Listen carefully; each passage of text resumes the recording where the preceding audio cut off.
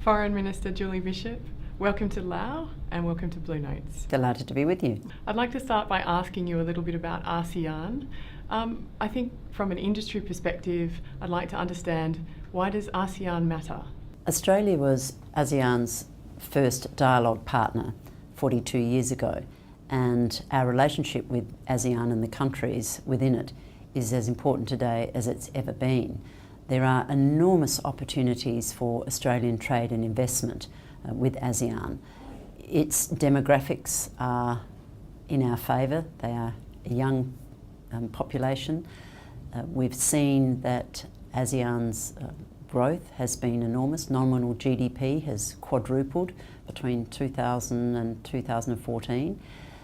The IMF estimates that growth in ASEAN countries this year will vary between about 2.4% in Singapore up to 8.4% in Myanmar. But there's already a very strong trade and investment relationship with Australia, and our two-way trade's worth about $100 billion. It makes it one of our largest trading partners. Over 14% of our trade is with ASEAN. So there's already a strong incentive for us to continue to trade and invest with ASEAN countries, but the opportunities are unlimited. In relation to ASEAN, we are great supporters of regional economic integration, and because ASEAN now has this economic community, it means that virtually all intra-ASEAN tariffs have been eliminated, and this gives great opportunities for Australian businesses.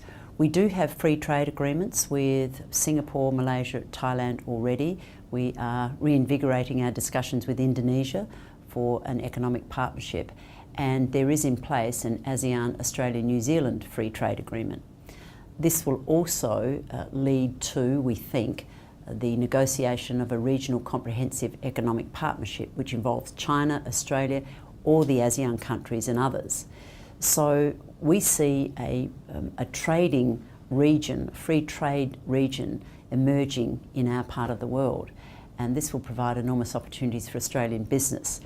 Businesses have been working with us and supporting us in pursuing these free trade agreements. They've been involved in seminars, providing us with advice, policy guidance, and so there are real partnership opportunities for Australian businesses and investors to work with the government as we pursue these free trade deals. So I'd like to hear a little bit more about where the Australian aid program is looking to fund the ASEAN countries' growth, and specifically around capacity building in the industry space. Well, you're absolutely right.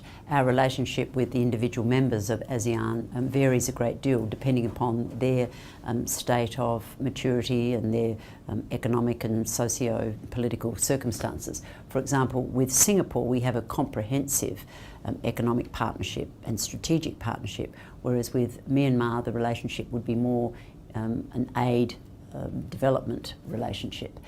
So we tailor our aid program to support the individual countries, as well as having an ASEAN-wide development program. We focus on supporting trade, on supporting their private sectors, because aid alone does not lift people out of poverty. There has to be a sustainable economy, economic growth, job opportunities. So we have been working with ASEAN countries to reduce the barriers to business, to assist them in creating more business-friendly environments so that their private sectors can flourish. Julie Bishop, thank you for your time. Fantastic to have you here in ASEAN, and we look forward to speaking with you more in the future. Thank you very much for having me.